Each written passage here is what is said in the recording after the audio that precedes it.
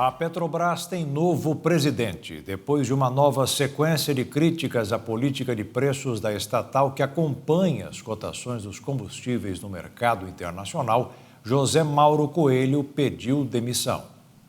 O substituto interino escolhido pelo Conselho de Administração da estatal é Fernando Borges, diretor executivo de Exploração e Produção.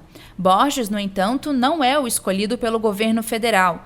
Em maio, após 40 dias de Mauro Coelho no cargo, o executivo já havia anunciado o nome de Caio Mário Paes de Andrade como seu sucessor.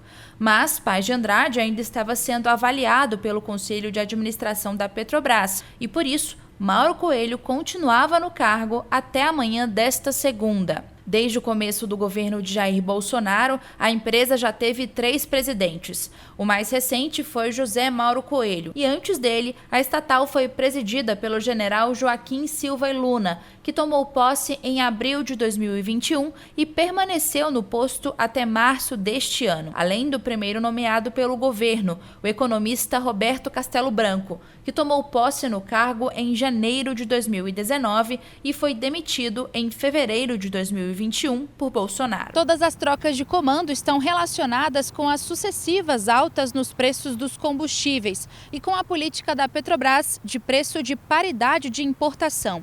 Desde o início do atual governo, em janeiro de 2019, a gasolina já aumentou mais de 69% e o diesel mais de 100%. Esses valores foram calculados de acordo com dados da Agência Nacional do Petróleo, com base na média do preço por litro antes do último reajuste, que entrou em vigor no sábado. Desta vez, a gasolina subiu 5,2% nas refinarias e o óleo diesel subiu 14,2%. Segundo um comunicado da empresa, na bomba, o litro da gasolina deveria ficar 15 centavos mais caro e o diesel 63 centavos. Nesta segunda, por exemplo, já foi possível ver o litro da gasolina sendo vendido a mais de R$ 8. Este economista explica o cenário que culminou na renúncia do presidente da Petrobras e nas sucessivas altas do preço dos combustíveis, que soma a inflação, a guerra da Rússia com a Ucrânia, além da política de preços da estatal e a pressão do governo e do Congresso. Esses componentes gerou uma pressão muito forte esse ano, tivemos altas sucessivas de preço e a Petrobras durante algum tempo manteve até o preço defasado, mas acabou fazendo os ajustes aí pontuais. O que ocorre é que a inflação tem sido um componente bem nocivo aí no sistema econômico nos últimos meses. Uma inflação tem sido difícil de combater e aí surgiu essa pressão, ainda mais no ano eleitoral, para que a Petrobras adotasse alguma forma de suavização aí nessas altas de preço. Então houve esse debate por parte aí do executivo brasileiro, enfim, e aí chegamos mais ou menos ao quadro de hoje, né? E aí chegamos na sexta-feira, né? Isso já várias trocas de presidente, essa pressão aí do executivo, do maior acionista da Petrobras sobre a casa para que não fizesse os ajustes de preço e chegamos nesse momento. E começando mais uma semana no mercado financeiro, o dólar fechou novamente em alta nesta segunda-feira, com os investidores monitorando o noticiário político local e a trajetória das taxas de juros no exterior, além dos temores sobre o futuro da Petrobras. A moeda norte-americana subiu 0,85%, encerrando cotada em R$ 5,18 na venda. A Bolsa de Valores teve alta de 0,03%, com 99.852 pontos. E foi confirmado o segundo caso de varíola do macaco no estado do Rio de Janeiro. É o 8º caso da doença registrado no Brasil. O paciente, um homem de 25 anos, vive em Maricá, na região dos Lagos. Ele relatou não ter viajado para fora do país, mas teve contato com estrangeiros. Segundo o Ministério da Saúde, o paciente tem quadro clínico estável, não apresenta complicações e segue sendo monitorado pelo Instituto Nacional de Infectologia e pelas Secretarias de Saúde Estadual e Municipal. Ainda de acordo com o governo federal, todas as medidas de contenção e controle foram adotadas imediatamente após a comunicação de que se tratava de um caso suspeito da doença. Entre os casos confirmados, 4 são em São Paulo, 2 no Rio Grande do Sul e 2 no Rio de Janeiro. Outros 6 casos permanecem em investigação. Todos estão isolados e em monitoramento. A procura por testes de Covid disparou neste mês e o percentual de positividade passou de 5% para 35% no estado de Mato Grosso do Sul. Por isso, as autoridades já estão falando em reativar leitos para atender uma possível demanda. Neste laboratório, o mês de junho já está marcado pelo aumento expressivo na testagem para Covid. Na faixa de 4 vezes mais, comparando com os meses de abril e maio. A taxa de positividade também aumentou muito. A taxa subiu para 35%, quando comparado a abril e maio, que era na faixa de 5%. Esse aumento da procura e também da taxa de positividade também é sentido nas unidades básicas de saúde, onde o município oferece testes gratuitos. O secretário de Saúde de Campo Grande explica que o aumento de casos era esperado por conta do período de inverno. É um momento onde as doenças respiratórias têm uma alta incidência. Então, não só Covid, mas nós temos a gripe, H3N2. Com esse acréscimo, a CESAL já trabalha para reservar leitos para pacientes Covid. Nós já estamos nos antecipando para que possa deixar esses leitos reservados para que eventual necessidade exista a gente utilizar para o Covid. Lembrando que o Covid é uma doença infecto-contagiosa e ele não pode se misturar com outras doenças não Covid. Por isso é importante a vacinação. Eu acredito que em breve, acima de 40 anos, o Ministério da Saúde deva preconizar essa vacina, mas ainda não temos essa orientação. Ela pode vir, eventualmente, de um colegiado a nível estadual, a CIB, para que a gente possa também lançar a mão dessa estratégia. O Ministério da Saúde liberou hoje oficialmente a 4ª dose, ou como a pasta tem chamado, o segundo reforço da vacina contra a Covid-19 para quem tem 40 anos ou mais. O público-alvo já pode ir aos postos. Para quem iniciou o esquema vacinal com a Coronavac, Pfizer e AstraZeneca, a recomendação do Ministério da Saúde é que a imunização seja feita com as vacinas da Pfizer, AstraZeneca ou Janssen, após o intervalo de 4 meses da aplicação do primeiro reforço. Para quem iniciou a vacinação com a Janssen, a situação é um pouco diferente. Quem tem entre 18 e 39 anos deve tomar uma 3ª dose, ou, como o Ministério chamou, um segundo reforço 4 meses após o primeiro reforço. Para quem tem mais de 40 e iniciou o esquema vacinal com Janssen, é preciso uma 4ª dose, ou 3º reforço, também 4 meses após a aplicação anterior.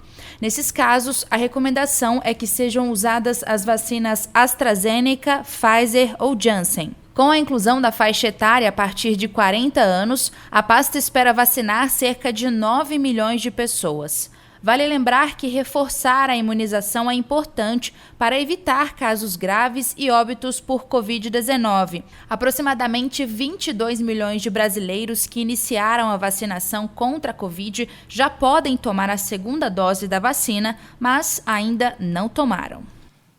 Um exemplo de política participativa está sendo aplicado em Mato Grosso do Sul. A partir do final deste mês, a população da capital Campo Grande pode indicar onde o dinheiro da prefeitura pode ser aplicado. A população pode apresentar ao poder público municipal as principais demandas da região e de algum bairro específico, por meio do orçamento comunitário. A peça orçamentária para o próximo ano, 2023, começa a ser desenhada ainda neste mês. Nós temos uma reunião pública com os conselhos regionais, onde a comunidade, aquela pessoa, o munícipe interessado, pode participar, e a outra via internet. No ano passado, por conta da pandemia, a votação aconteceu apenas pela internet. Os itens mais votados foram pavimentação, esgoto, construção de escolas e EMEIs e reforma de unidades de saúde. Da internet deu assim 5.001, foi perfeito a participação, e a gente espera que este ano a gente tenha pelo menos 10 mil, né? Serão realizadas 3 reuniões públicas presenciais. No dia 25 de junho, com a presença de todos os conselhos regionais. No dia 26, no distrito de Rochedinho, e no dia 2 de julho, no distrito de Anhanduí. A população também pode participar do orçamento comunitário via via internet. A votação das demandas pelo site campogrande.ms.gov.br/orçamento sem ser cedilha começa dia 20 de junho e segue até o dia 20 de julho. São 35 itens, mas cada cidadão pode escolher apenas um. Aí começa toda a discussão política para aprovação e efetivação do orçamento municipal para 2023. A reunião do dia 25 de junho será na Escola Municipal Professor Arlindo Lima, na Barão do Rio Branco, número 2469, no centro, a partir das 9 horas da manhã. E ela é aberta ao público. A Planurb recolhe todas as demandas, envia para as devidas secretarias para que seja montada a peça orçamentária. Em setembro, será encaminhada para a Câmara Municipal. São sugestões, não significa necessariamente que será executado. Isso tudo depende do orçamento municipal, de verbas orçamentárias, de disponibilidade de recurso para que seja efetivada a obra. O modelo de trabalho híbrido estimulou muitos brasileiros a alugarem um computador ao invés de comprar. Em todo o mundo, esse modelo de negócio já cresceu 30% neste ano. A necessidade de atualização de computadores na retomada do trabalho presencial e a complexidade de administração entre os funcionários remotos colaborou para que mais empresas adotassem o modelo de alugar em vez de comprar. Segundo a consultoria Gartner, o mercado de computadores como serviço deve faturar quase 3 bilhões de dólares esse ano no mundo todo. Um aumento de 30% sobre todo o valor alcançado no ano passado. E para o ano que vem, as previsões são ainda mais otimistas, de 3 bilhões e 200 mil dólares. Já no Brasil, o volume de novos equipamentos contratados como serviço foi de 200 mil, dos mais de 3 milhões novos computadores vendidos para empresas. Mesmo que ainda baixa, a tendência é que esses números aumentem nos próximos anos, segundo a tendência de alta que começou em 2019, onde apenas 11% das grandes e médias empresas do país usavam o modelo de computador como serviço. Percentual que subiu para 20% em 2021, segundo uma pesquisa feita pela consultoria IT Data Market Intelligence. Entre as grandes empresas do país, 23% adotaram um computador como serviço no ano passado. Segundo os desenvolvedores da pesquisa, a preferência pelo notebook ao computador de mesa para dar flexibilidade aos funcionários no modelo híbrido de trabalho tornou mais complexa a gestão das máquinas. De olho no potencial de redução de custos com depreciação de ativos, gestão de máquinas remotas e profissionais internos para manutenção, algumas empresas de tecnologia já oferecem pacotes de equipamentos como serviço, incluindo locação, suporte e gestão de máquinas. A Receita Federal emitiu um alerta sobre golpes relacionados à regularização do CPF, o cadastro de pessoa física. A repórter Maria Clara Leite tem os detalhes. A Receita Federal informou que muitas pessoas estão recebendo mensagens por SMS, WhatsApp e até por e-mail, informando que elas estão com o CPF irregular.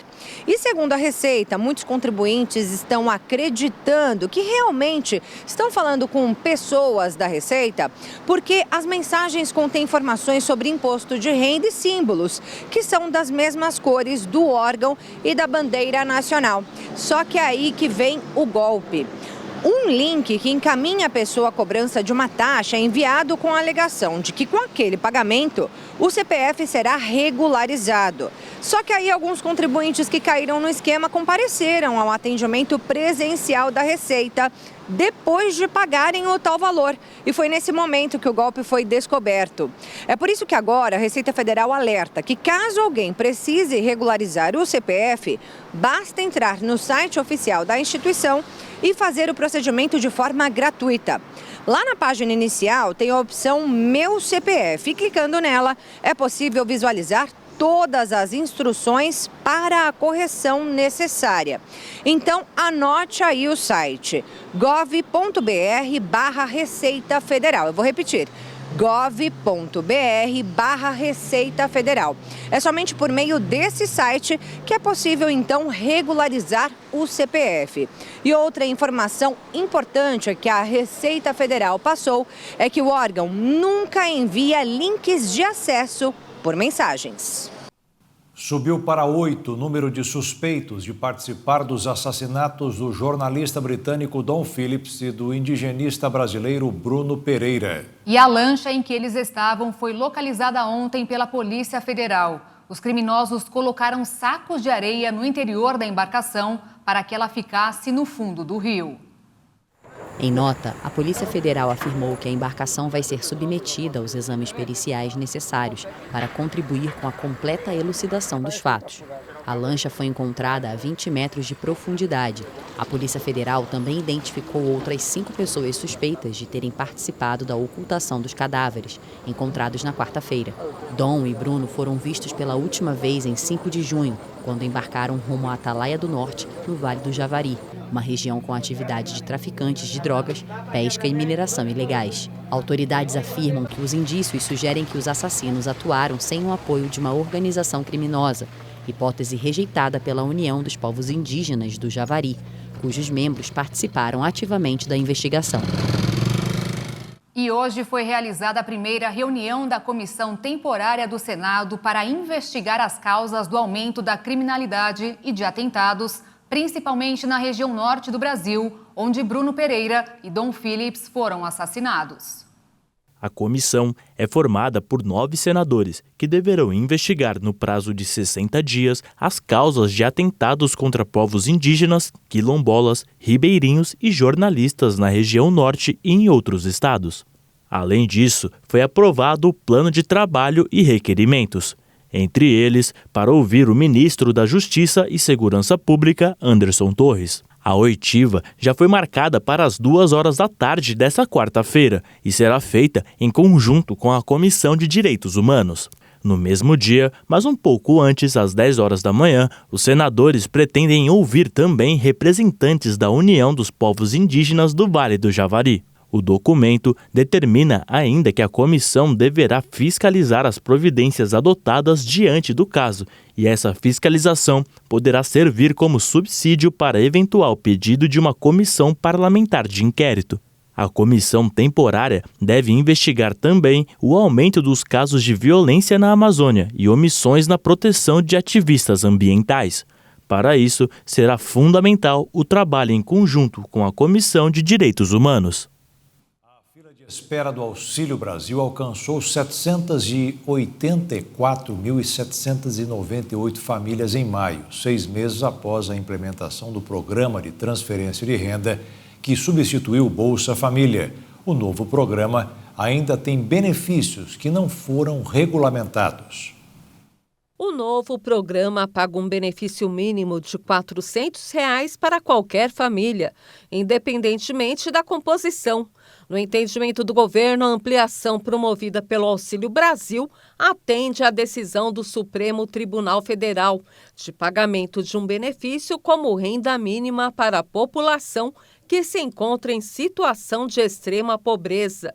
As linhas de pobreza no país são definidas com base na legislação do Programa de Transferência de Renda. Antes seguiam as linhas de elegibilidade do Bolsa Família e agora as do Auxílio Brasil. De acordo com o programa, as famílias em situação de extrema pobreza têm renda familiar per capita de até R$ 105 mensais. Já as famílias em situação de pobreza têm renda familiar mensal per capita entre R$ 105,01 e R$ 210. Segundo o Ministério da Cidadania, ao ser implementado, o Auxílio Brasil zerou a fila de espera por benefícios da transferência de renda. Em novembro de 2021, o programa absorveu apenas os beneficiários do Bolsa Família, que somavam 14.500.000 famílias. A partir de janeiro de 2022, o número de beneficiários chegou ao patamar de 17 milhões e tem subido desde então. O total de beneficiários do Auxílio Brasil em maio foi de 18.119.192 famílias.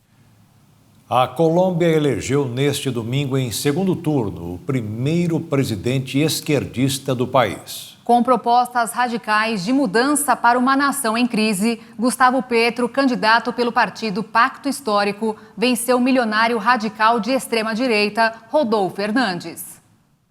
Até uma semana atrás, as pesquisas mostravam um empate técnico e um resultado muito acirrado que poderia alimentar suspeitas de fraude e desencadear protestos. Mas a maioria dos cerca de 39 milhões de cidadãos aptos a votar escolheu o economista de 62 anos, Gustavo Petro, que nasceu na província de Córdoba. Aos 17, integrou a guerrilha M19, Movimento 19 de Abril, grupo guerrilheiro que buscava impor ideias por meio das armas. Ele foi preso por posse ilegal de armas e cumpriu pena de 18 meses. Mas quando saiu da prisão, o grupo guerrilheiro foi transformado em partido político e, depois de receber ameaças de morte, Petro ficou 2 anos na Europa. Quando voltou, foi eleito para o segundo mandato como deputado, depois senador e prefeito de Bogotá de 2012 a 2015.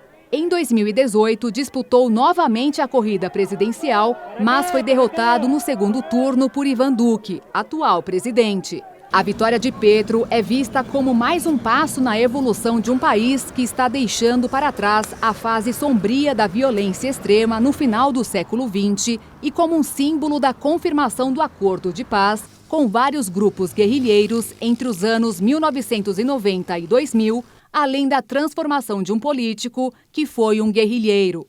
As reações à vitória de Petro repercutiram. No Brasil, o ministro das Comunicações, Fábio Faria, escreveu em seu Twitter: "Libertar todos os jovens do país." Foi exatamente isso que o novo presidente da Colômbia, Gustavo Petro, de esquerda, anunciou em seu primeiro discurso.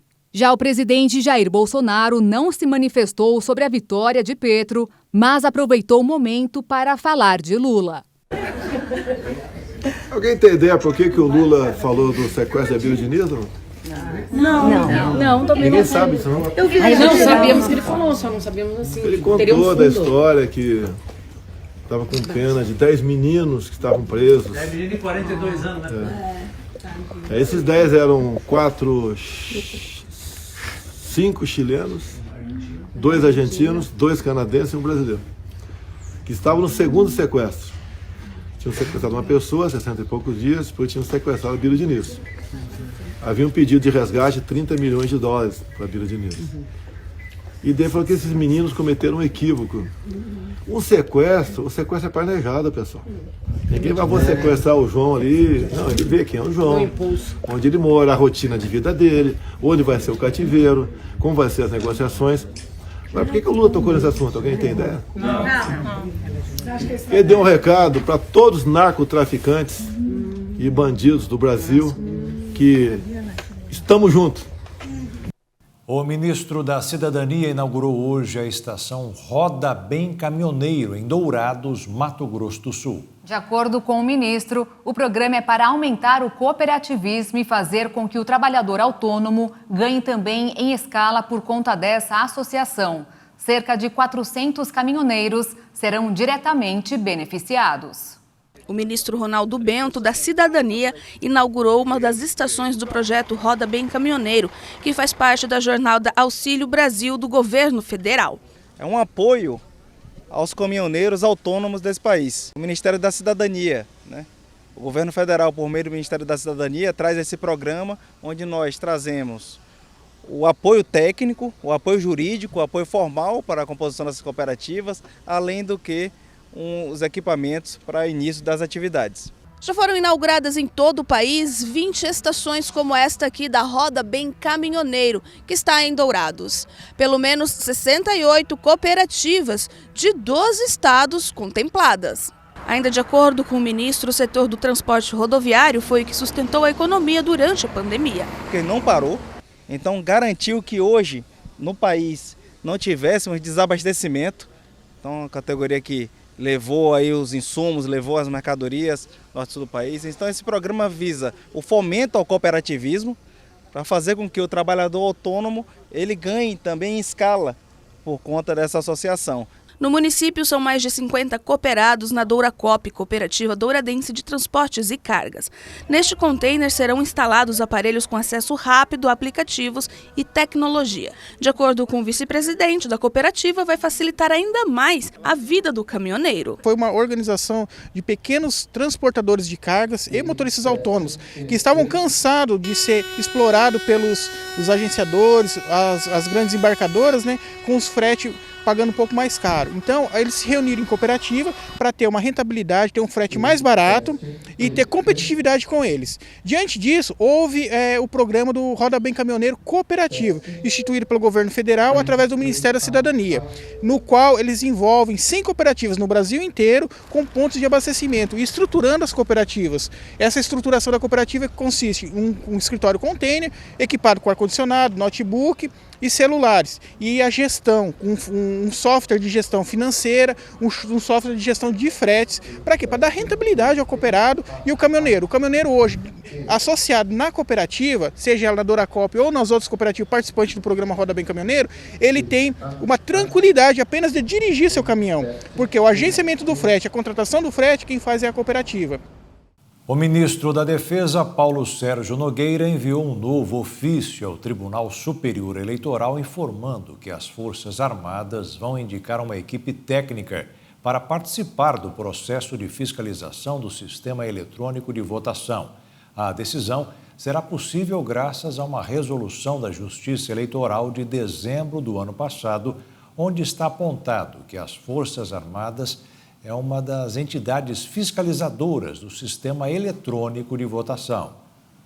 O Tribunal Superior Eleitoral traçou o perfil do eleitorado e o voto feminino poderá ter o maior peso das eleições desse ano. O TSE revelou que a mulher com ensino médio e idade entre 45 a 59 anos é a maioria entre os aptos a votar. Segundo o levantamento do Tribunal Superior Eleitoral, nas eleições desse ano, há 8.600.000 mulheres a mais que homens para decidir o futuro político do país. Neste ano, 152.100.000 pessoas estão aptas a votar, quase 13,5% a mais em relação às eleições de 2018, quando eram 147.100.000 eleitores. O público feminino também é maioria em quase todos os recordes por região e escolaridade. Quando se trata do nível de instrução, as mulheres são a maioria entre os eleitores de nível superior completo. Elas também dominam com o ensino médio completo. Já os homens são a maior parte entre os eleitores sem escolaridade informada, mas que sabem ler e escrever. Para as eleições de 2022, mais de 5.600.000 pessoas se declararam analfabetos, o correspondente a 3,7% dos eleitores. 1,5 milhão de pessoas a menos do que o registrado nas eleições de 2018, quando 6,5 milhões disseram à Justiça Eleitoral que não sabiam ler nem escrever. Há 4 meses, muitos ucranianos não imaginariam que este dia 20 de junho faria tanto sentido para eles. Hoje é o Dia Mundial do Refugiado. Mais de 7 milhões de pessoas se tornaram refugiadas durante este período de guerra. O conflito no leste europeu segue causando danos irreparáveis para a população ucraniana. Segundo dados divulgados pelo Ministério do Interior do país, desde o dia 24 de fevereiro, quando a guerra começou, cerca de 7.700.000 pessoas deixaram a Ucrânia. Os números são baseados em estatísticas da Organização das Nações Unidas, ou seja, existe a possibilidade de que a quantidade seja ainda maior, podendo chegar a 8 milhões de pessoas. Mas mesmo com os ataques frequentes efetuados pela Rússia, muitos ucranianos buscam retornar ao país e tentar voltar à vida normal. As péssimas condições em que os refugiados ucranianos foram obrigados a passar são, em sua totalidade, culpa da Rússia. Mas até mesmo os russos demonstram insatisfações com relação ao conflito. Um dos maiores exemplos é o jornalista russo Dmitry Muratov. O comunicador foi o ganhador do Prêmio Nobel da Paz em outubro de 2021 pelo trabalho no jornal independente russo Novaya Gazeta. O jornalista decidiu leiloar sua moeda de premiação para ajudar as crianças ucranianas. Além disso, Muratov ainda doará os $500 mil que acompanham o prêmio. Essa seria mais uma ajuda do mundo para a Ucrânia, que tem sofrido prejuízos em todas as esferas desde a invasão russa em seu território. Israel deve ter novas eleições em breve. Nesta segunda-feira, os líderes da coalizão governante anunciaram um projeto para dissolver o parlamento. Os líderes da coalizão que governa Israel vão apresentar um projeto de lei para dissolver o parlamento e convocar novas eleições antecipadas. O premier Naftali Bennett e o chanceler Yair Lapid reuniram em junho de 2021 uma coalizão única em Israel, composta por partidos de direita, centro e esquerda e, pela primeira vez, um partido árabe para encerrar 12 anos de Benjamin Netanyahu como primeiro-ministro. Não poupamos esforços para galvanizar quem fosse necessário para passar as regulamentações, mas, infelizmente, nossos esforços não deram resultado. Por isso, eu e o chanceler decidimos agir juntos para dissolver o parlamento e estabelecer uma data acordada para as eleições. O acordo de coalizão entre Bennett e Lapid previa também uma rotação entre os dois na liderança do governo e a substituição de Bennett por Lapid em caso de dissolução do parlamento. Se o projeto de lei para dissolver o parlamento for aprovado, o chanceler vai se tornar o primeiro-ministro de maneira interina até que um novo governo seja formado.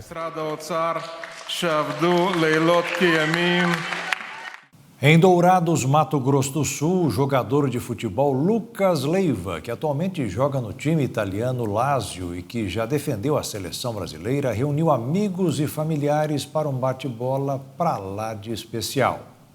A princípio, o que era para ser apenas um bate-bola entre amigos, acabou sendo muito mais do que isso, especialmente para estes meninos que aguardavam ansiosos a chegada do ídolo. É um cara que joga futebol muito bem, que ele vai vir aqui pela primeira vez, aí quero aproveitar essa situação, porque eu já ganhei um vídeo dele lá no Instagram e tudo, aí eu queria um autógrafo dele, autografar a camisa. Eu fiquei sabendo que o Lucas Leiva ia vir aqui no campo, e daí eu vim com meu amigo, pra gente ficar aqui jogando bola. E não é que o grande momento finalmente chegou? Ele, Lucas Leiva, o volante da seleção brasileira. Agora sim, é hora dos abraços, muitos autógrafos e aquela foto bem maneira.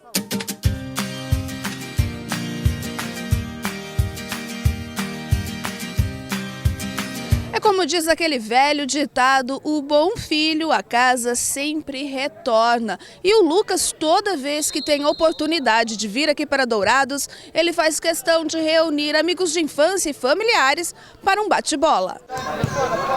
Quem promoveu este encontro tão especial foi este empresário, que é amigo do Lucas. É um momento importante, né? O Lucas joga muito tempo fora, né? Ainda devido à pandemia, ele não ficou 2 anos fora, né? E toda vez que ele vem, a gente faz essa festinha aí com ele, que é amigo de infância, vários amigos dele de infância, e é um prazer estar com ele aqui, né? De férias na terra natal, Lucas aproveita para rever aqueles que tanto ama, fazendo o que mais gosta.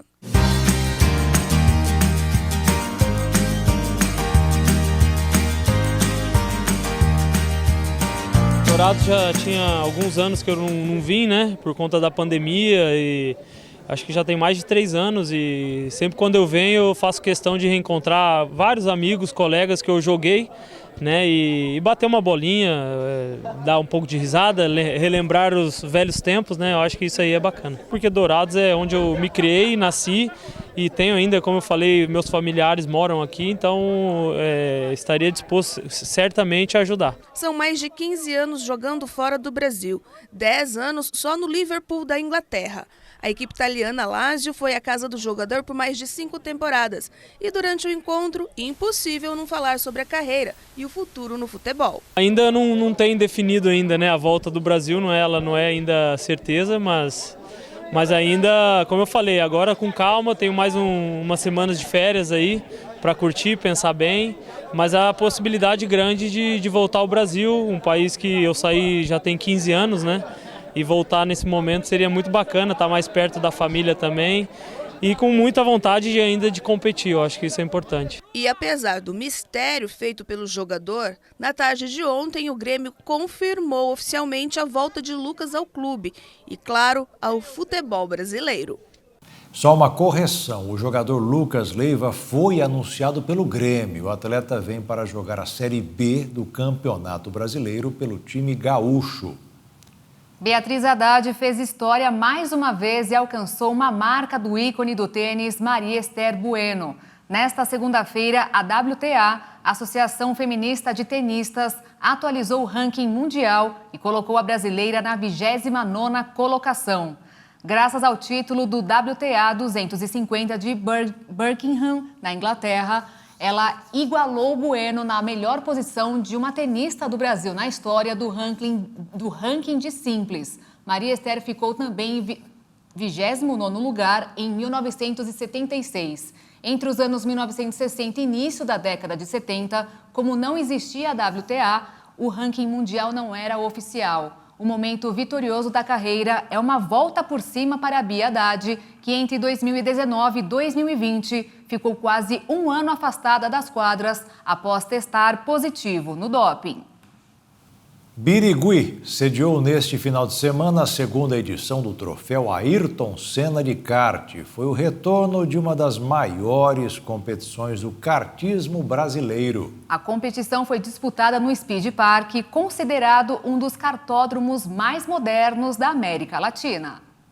Um gênio do automobilismo mundial foi homenageado na cidade de Birigui, interior do estado de São Paulo.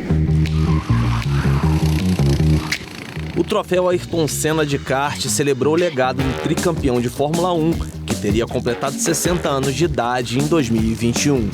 Com a pandemia de Covid-19, a competição não foi realizada no ano passado, mas agora ela volta para o calendário repleta de atrações e novidades.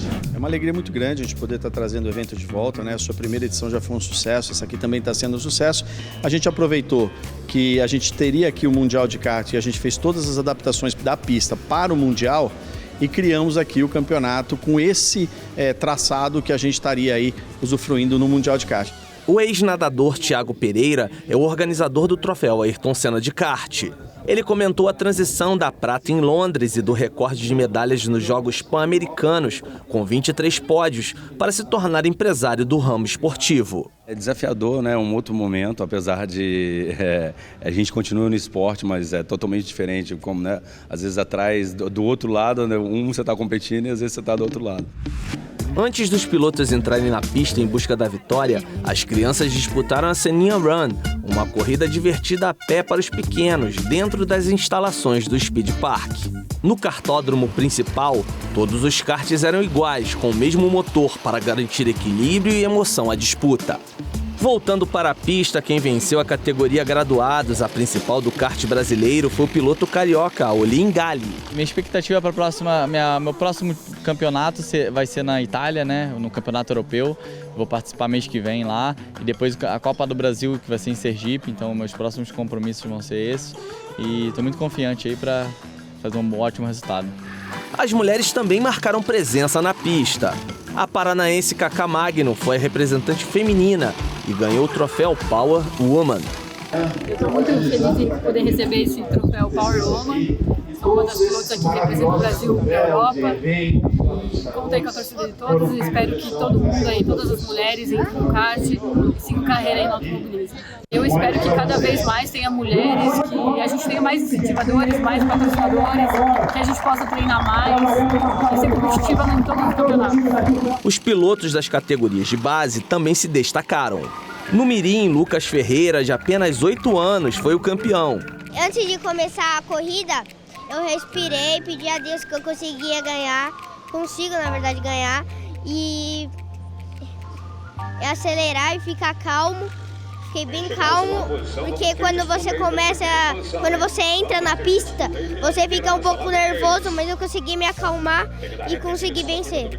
Leonardo Ramírez tem 11 anos e se destacou ao longo de todo o fim de semana, desde os treinos livres e classificatórios. Ele garantiu a vitória entre os cadetes. Eu consegui fazer a ultrapassagem na última volta, dos dois, porque aconteceu tendo um imprevisto que os dois acabaram se enroscando. Aí eu consegui levar a primeiro lugar, Depois de um dia inteiro de velocidade, nos despedimos de Birigui com uma mensagem do herói de todos os domingos, Ayrton Senna do Brasil. Vocês todos que assistiram e estão assistindo agora, eu digo que seja quem você for, seja qualquer posição que você tenha na vida, no nível altíssimo ou mais baixo social, tenha sempre como meta muita força, muita determinação e sempre faça tudo com muito amor e com muita fé em Deus, que um dia você chega lá.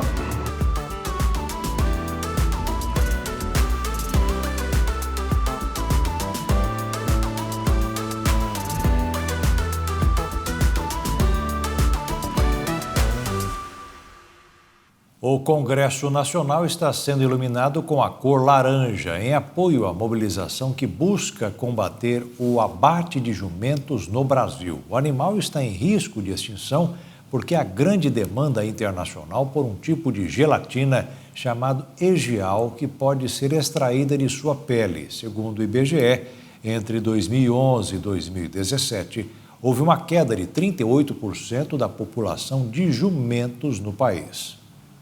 O aumento de lares com pets e do número de separações fez crescer as discussões nas famílias e em tribunais sobre a guarda compartilhada de cachorros após o término do casamento.